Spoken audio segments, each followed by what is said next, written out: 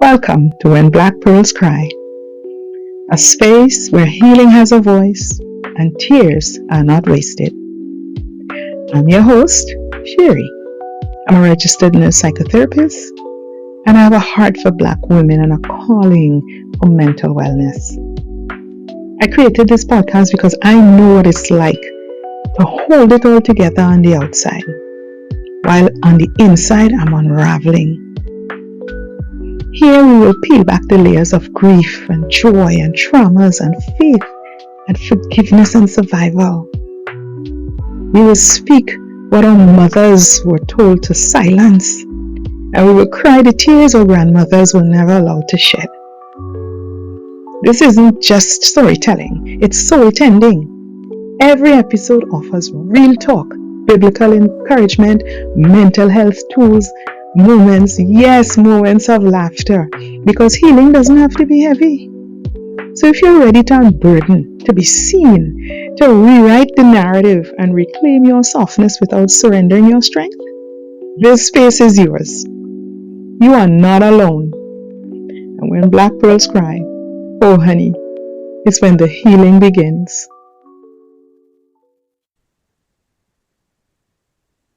Hello. Get in here. Welcome to the first episode of When Black Pearls Cry. I'm your host, Cherrie. And I'm so incredibly honored and excited to embark on this journey with you. This podcast is a safe space. It's a sanctuary for Black women to shed the weight of expectation, to embrace our vulnerabilities, and to discover the profound strength that lies in our authentic selves. For too long, Black women have carried the burden of being strong.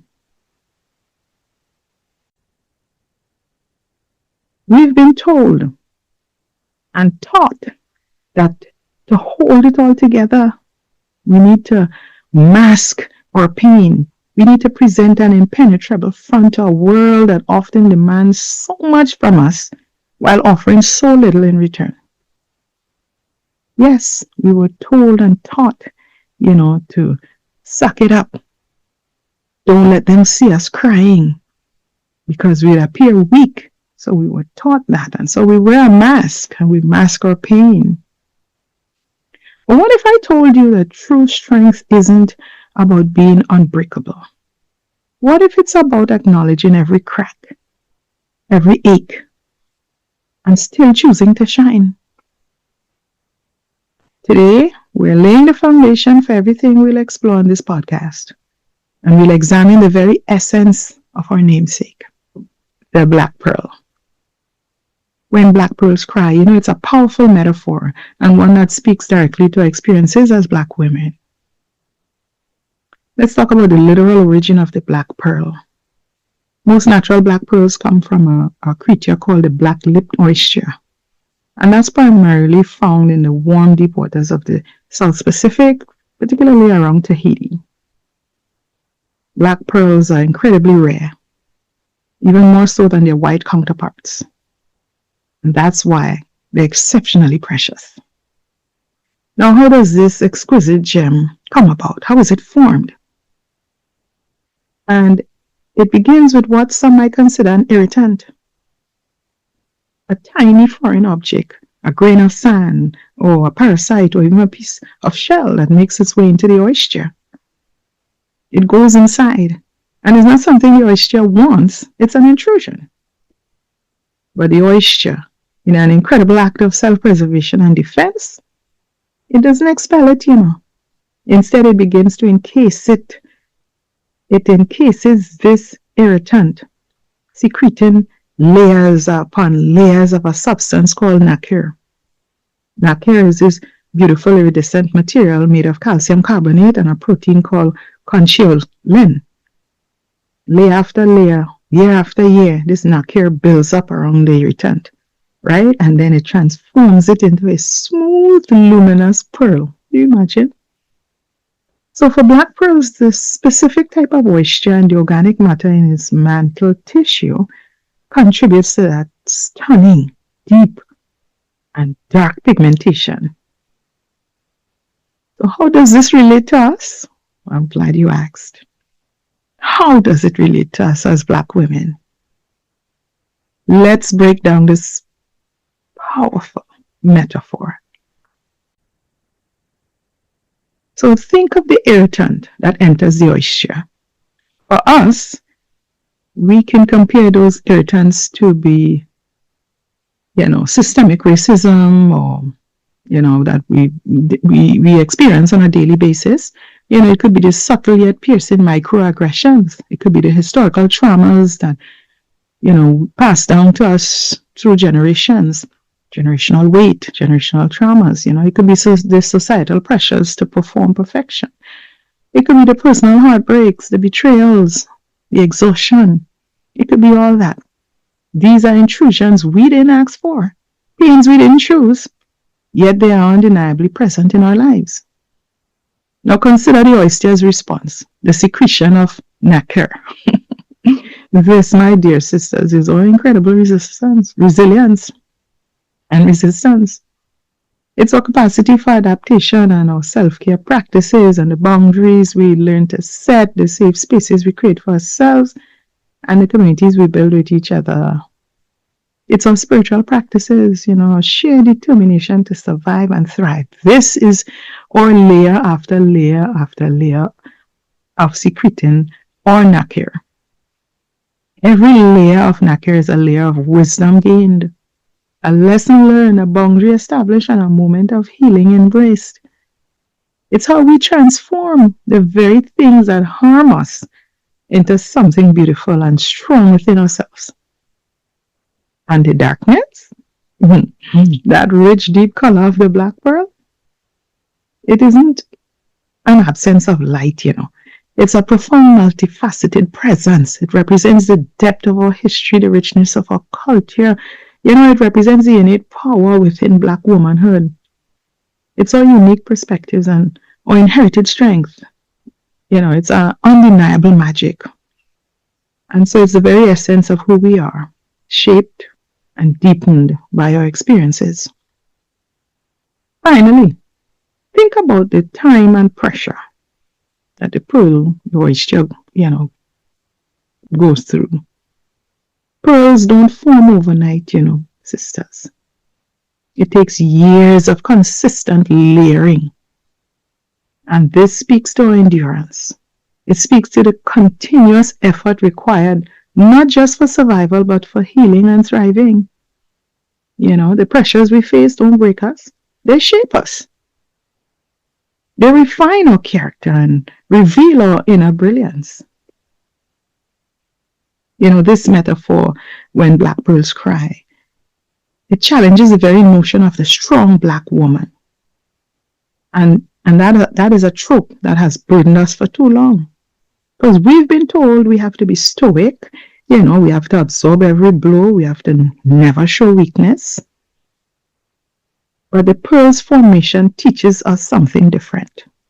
My sisters, the oyster doesn't stop the irritant from existing, It transforms it. It doesn't pretend the pain isn't there. It integrates it, creating beauty from it. You see, true strength for Black women is not about being unbreakable. It's about being profoundly resilient and wonderfully adaptable. It's about acknowledging our hurt. It's about seeking support and allowing ourselves to be vulnerable. My sisters, the beauty of the Black pearl is born from the oyster's vulnerability. Yes, it's a response to an intrusion. Intrusions that we face on a daily basis. And just like that oyster, it sends out, it gives us something extremely beautiful. And like that oyster, we can create something breathtaking from our deepest hurts. And that is why this podcast is called When Black Pearls Cry. Because when Black pearls cry, no one notices. Nobody stops to listen. So we want to dismantle the idea that crying is a weakness. Crying is a release. It's not a weakness. It is a form of cleansing, and it's a necessary step in healing.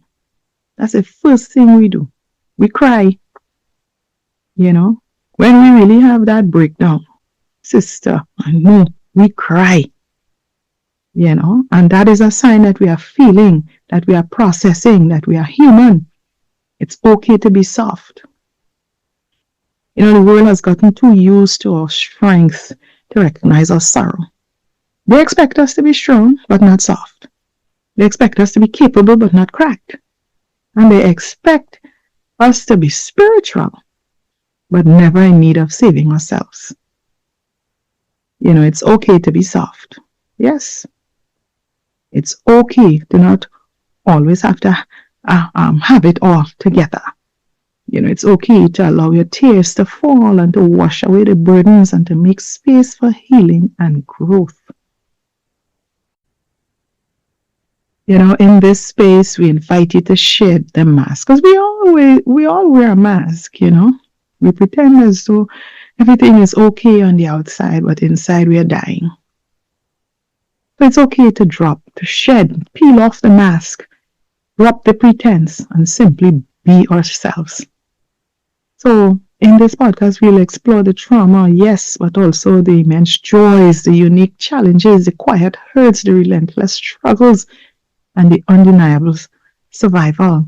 We'll also explore soaring successes and the profound healing journeys of Black women from all walks of life. Because each of us is a rare and precious Black pearl.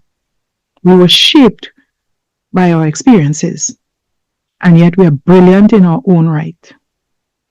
Every tear shed is a testament to our depth, our resilience, and our capacity for transformation. This space says you can cry. You should cry. Because as I said, our tears are not weakness. They're wisdom. They're the evidence that we are still feeling, still healing, still alive. And my sisters, when Black pearls cry, heaven leans in, because something deep and powerful is happening. When I look at Black pearls, that's us. That's our mothers or grandmothers or sisters or cousins. Those are the women that we grew up around. Women in our community, women in our churches. We shine so hard sometimes folks forget what we went through to get here. So, in this first episode, I will open the door to the reason behind the show's creation. From the silent weeping in the midnight hour to the bottled up emotions, to the bitterness, the hatred, the anger that tried to harden my heart. This will be a soul-bearing conversation about why your tears matter, especially as Black women. And so we'll talk about the power and purpose of crying. We'll talk about why many of us were taught to be strong instead of soft. We'll talk about how the Bible honors tears. Yes, it honors our tears.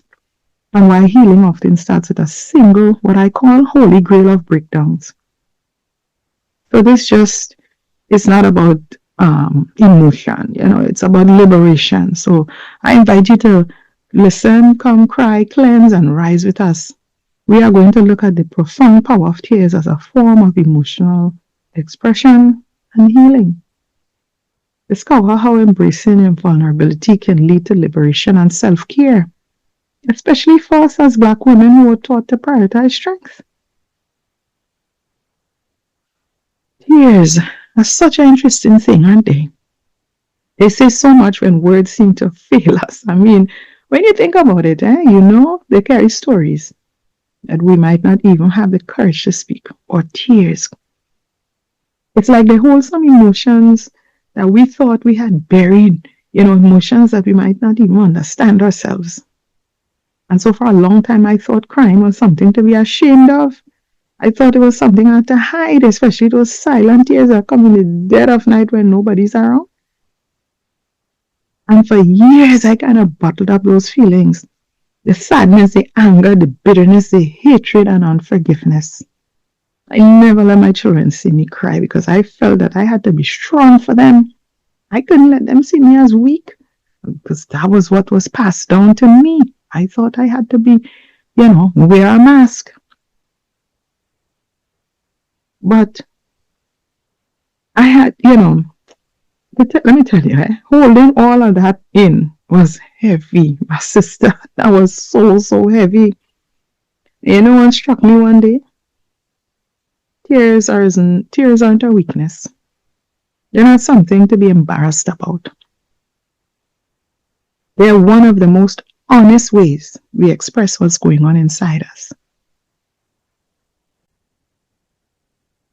They're like a language all on their own, tears.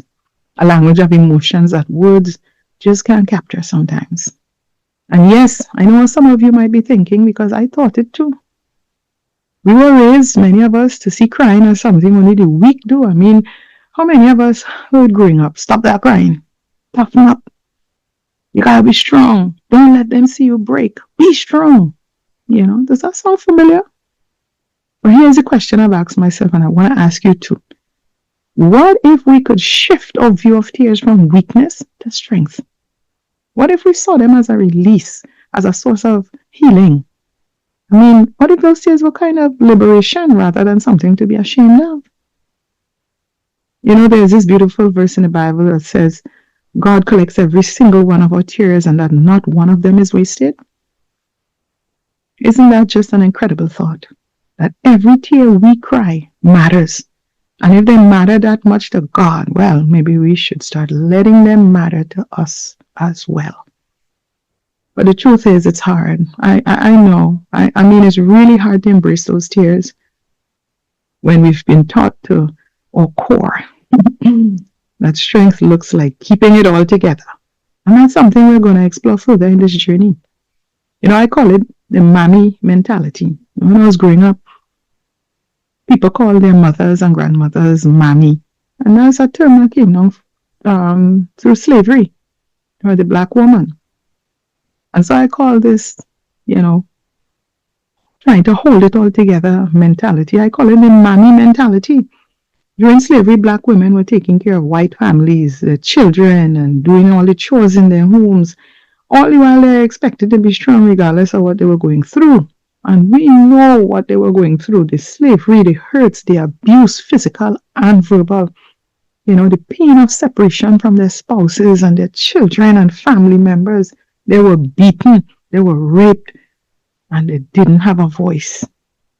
So could you imagine the emotional and physical pain they were carrying and could not allow themselves to cry or crack? That's hard, my sisters. So let's talk about this idea that many of us have, that we've been brought up to believe. We've been brought up with the narrative that strength and stoicism go hand in hand. No. And that was something that especially for black women, I mean, we've been taught that being strong means silent and it means holding it all together no matter how heavy the burdens. But that has consequences. Growing up in Trinidad, I saw this so clearly. I used to look up to the women around me, women in my family, mothers, grandmothers, aunts, women in my neighborhood, women at my church. I look at the way they carry burdens that looked impossible. And they did it without a single tear in sight. They were like these immovable pillars of strength. And I thought, that's what being a woman means. But here's the thing. Moving to Canada showed me a different side of that story. I mean, when I first came here, I had that same mentality, and I believe I've passed it on to my girl children. But as I continue to live here, and especially when I started my healing journey and therapy, then I saw a difference. It started to hit me that these women I admired, they weren't unbreakable. They were just holding their cracks together with sheer willpower. And meanwhile, on the inside, those cracks were widening. It's like when you see the foundation of a house, you've seen the cracks. And they take some cement and they put over it, they mix some water and they put over it and they hide the cracks. But inside, the cracks are still widening. So for me, it took years to figure out that vulnerability doesn't erase strength. It adds to it. This podcast was born in a moment when I was trying to hold it together. But let me tell the truth and shame the devil. Together was being held by duct tape, denial, and a whole lot of anger. I wasn't just hurting, I was bitter. I was hateful. I was unforgiving. I was just so full of it. That kind of hate that just sits in your chest. I had people in my life who hurt me. Some are family, some are friends, some are people I trusted to protect me. But instead, they just left me there on the side of the road like the man in the story of the Good Samaritan. And I carried that, oh my God, I carried it like a badge. It's like, look what they did to me. So I had it like wearing like a badge. But deep down, it was eating me alive. Bitterness started showing up in places it had no business showing up in my joy, in my laughter. Even it interfered with the way I showed love to people who didn't even hurt me. So yes, sisters, I was wearing a mask. I remember one night I sat with all my pain, just me and my feelings. I was having trouble sleeping, so it was around 3 a.m. in the morning, that time? And I don't know. I was just dealing with so much and trying to hold it all together. And then I just said out loud, I can't do this anymore. I just broke down. My sisters, I cried. I cried like I never cried before. Like from the bottom of my belly, I was just crying. It's like I couldn't even stop. Like all the hurt, it was just fresh in my mind. And as much as it scared me, there was something freeing about it. Like the tears weren't just about pain, they were about, I don't know, just letting go of the weight of pretending I was okay. And it was not because I was ready to forgive. Nah, but because the weight I was carrying was killing me, not them. I was holding on to bitterness for years towards people who had hurt me deeply, people I trusted. So I smiled on the outside, I was raising my children and I was serving at church and doing everything I'm supposed to do, taking care of my children, taking care of the home. I was at school, I was going to work, I was going to parent-teacher meetings, I was going to soccer games and football games and musicals and, doing what I'm supposed to do. I was always smiling, always laughing, When I worked in the hospital, my patients always called me, they loved my laughter because they say I'm always laughing. I have a beautiful smile, and they called me the singing nurse because I would sing to them, But inside, I was eating away, I know the Bible says to forgive, but I felt like forgiving them, the people who hurt me, would be saying that what they did to me was okay. And it wasn't. It still isn't. But I was tired, sis. I just wanted to let it go. But I didn't know how. And I know some of you have had similar moments too, because I've spoken. Some of you who might be listening, I've spoken with some of you. And I know you've had the times when you let yourself cry after months or years of holding it in.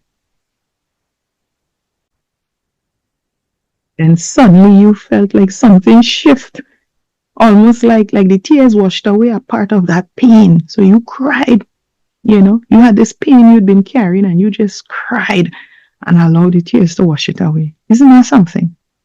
When I hear these stories, it reminds me of how powerful that release can be. Because it's like a tight knot just finally loosening. And I can't help but think about how many of us are walking around with that same weight still. We're still afraid to let those cracks show, afraid to let the tears fall. But when we don't let them out, they find another way to surface and they affect us physically, mentally, socially, emotionally, and otherwise.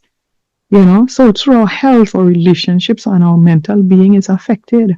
I went, it comes out somehow. So let's start here. Let's start with the idea of a Holy Grail breakdown. Meaning, it's a long sought after breakdown that is crucial for initiating healing. It's not just any breakdown, but the pivotal one. That's the one. And I know it sounds a bit dramatic, but stay with me. This isn't just about falling apart, it's about breaking through. It's a moment when the dam you've been building, when a beaver building a dam so that he could have a nice little pool of water to swim in. And then that dam breaks, the water just, anything in its path just get destroyed. So it's that moment when the dam you've been building, holding back all those tears, finally gives way. And instead of drowning, you find yourself finally being able to breathe. Tears like these aren't just emotional, they're spiritual. The Bible acknowledges them in such a powerful way. There's this verse that says that those who sow in tears will reap in joy. I love that text. That is a beautiful text. The idea that our tears, the ones we're so quick to wipe away and hide, are actually seeds. Seeds of healing, seeds of transformation, seeds of liberation. That's something to hold on to. My sisters, I know it's not easy to embrace that. Especially when the world has told us over and over and over and over that crying is shameful and that it's weak, especially as Black women, they're looked at as though we're robots, we're supposed to maintain that stoicism and strength, that mammy mentality. And let's be honest, for Black women, that's just wrong. There's this expectation that we've got to carry everyone's pain, everyone's struggle, and still stand tall without a crack. And yet I wonder, what if letting those tears flow makes us stronger? You may ask, how do you forgive when the pain still feels fresh?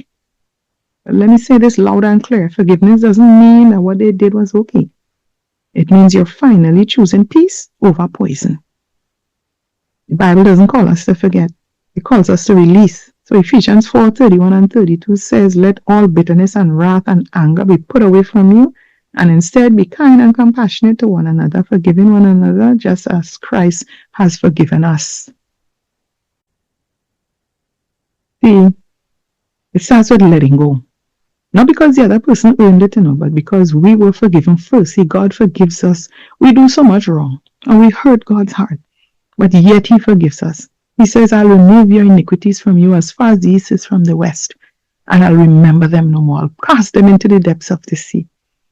We don't know where the east begins or where the west ends. So that's how far God will take our sins away from us and forgive us. So we need to follow His example and ask Him to give us the spirit of forgiveness, because it's not easy, my sisters. Right? And it's not because the other person earned it. God's mercy was never about our merit, and thank God for that, right? But I'll say this, forgiveness is a journey. It's not a lightning bolt, Jesus, on the cross, He said, Father, forgive them. And they were still beating Him, still spitting on Him, still harming Him and hurting Him and calling Him names and mocking Him. But still, He said, Father, forgive them. God, I ask God to give me this kind of heart, to truly forgive those who have hurt me. That's not weakness, That's divine strength in action. So give yourself grace. You're not behind. You're on the right path. And Jesus is walking it with you. See, for me, forgiveness wasn't some big Oprah moment, It wasn't pretty. It didn't just happen all at once. I had to pray and pray and cry and ask God to give me the spirit of forgiveness. I was hurting so deeply, so badly. It didn't just happen overnight. It was ugly. It was shaky. It was me saying, I still don't like what they did, but I choose peace over poison. So that's when this idea of this podcast started stirring inside me, because I knew if I was choking on unforgiveness and hatred and anger and pain and hurt and bitterness and from childhood traumas and stuff, I know somebody else was going through the same thing. And maybe, just maybe, we could figure out how to breathe again together. Just as how I started my healing journey, I want to encourage and empower Black women especially to experience that healing. You don't have to forgive today, but you don't have to carry it alone anymore. So here's what I've learned in ending. These are some practical steps that have helped me and other women I've journeyed with. First, give yourself permission to feel. I know that sounds simple, but for many of us, it's one of the hardest things to do. And when we feel, it's not like you're being dramatic or weak. You're being human. And sometimes that's the bravest thing you can be.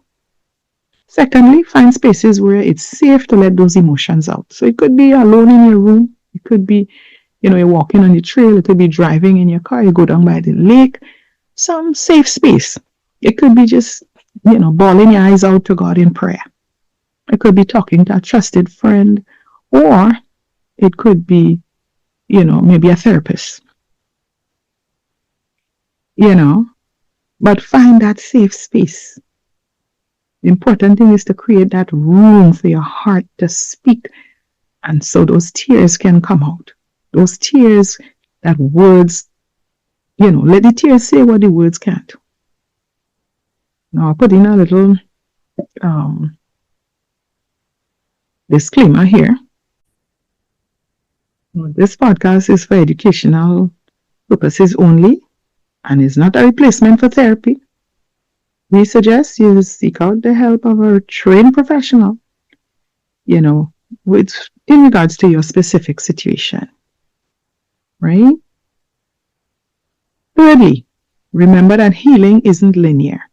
It's messy, it's unpredictable, and yes, it can be painful. It will be. But those moments of release, those so-called holy breakdowns, this is where the real work begins. They're where the weight starts to lift, where the cracks start to let light in. So if you're holding back today and you're afraid of what might happen if you let those walls down, I want to remind you of this. You're not alone. Your tears have value. They are part of your story. A story that's still unfolding, still growing, still beautiful. And on that note, my sisters, I want to thank you for sharing this time with me today. Thank you for letting me step into your heart, even just for a little while. I hope you'll carry this with you. The reminder is that it's okay to cry, it's okay to feel, and most of all, it's okay to heal. So listen, your tears are not a sign of weakness. If you're out there holding on to pain and going through your storm, my sisters, ask God to soften your heart. Not for them, but for you. Your peace is worth more than your pride.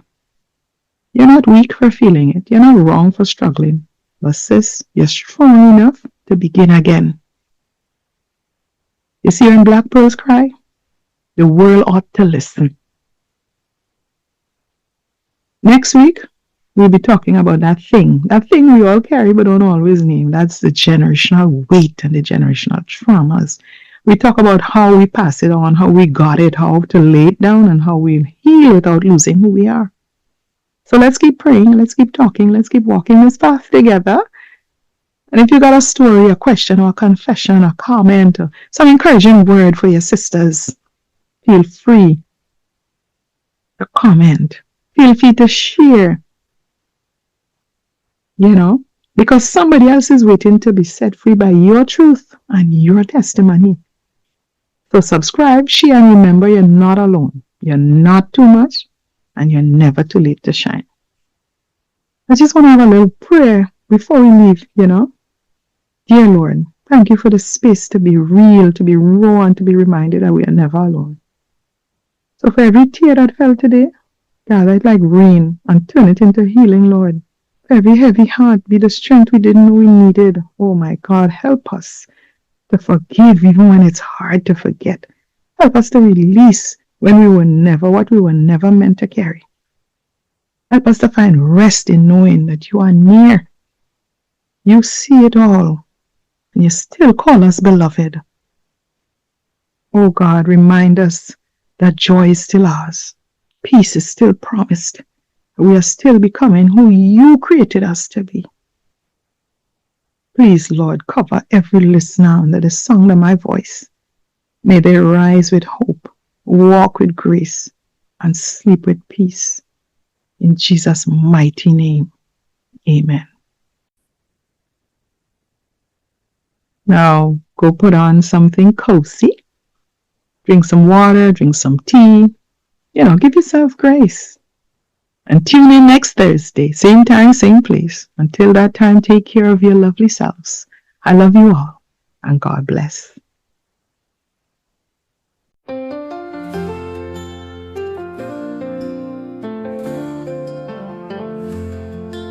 In a small and quiet town, where the streets are paved with dust, lived a woman with a heavy heart, weighed down by broken trust. She carried the pain of betrayal, wounds that cut so deep. But every night she knelt to pray before she went to sleep. Lord, give me a forgiving heart to heal the hurt inside. Teach me to let go of the past, where all the shadows hide. For in your love I'll find the strength to release this bitter pain. And with a forgiving heart I'll learn to live again.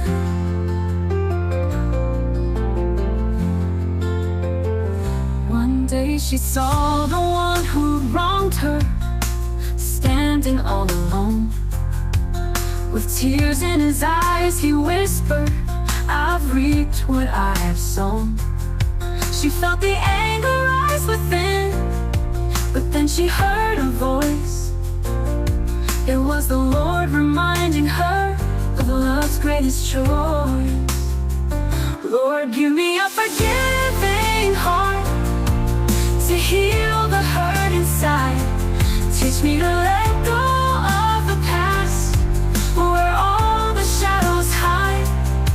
For in your love I'll find the strength to release this bitter pain. And with a forgiving heart I'll learn to live again.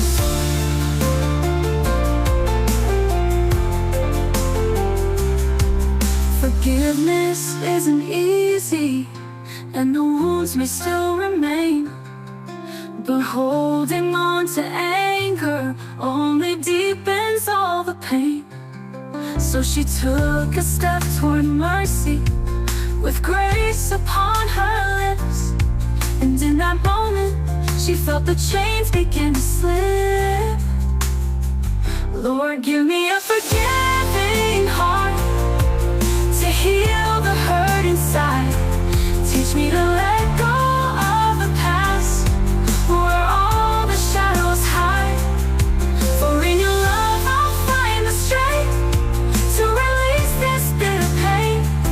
And with a forgiving heart I'll learn to live again.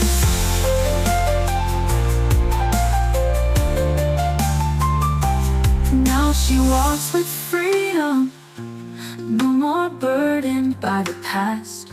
For the forgiving heart she prayed for has brought her peace at last. And in the light of mercy she's found a brand new start, living every day with love and a forgiving heart.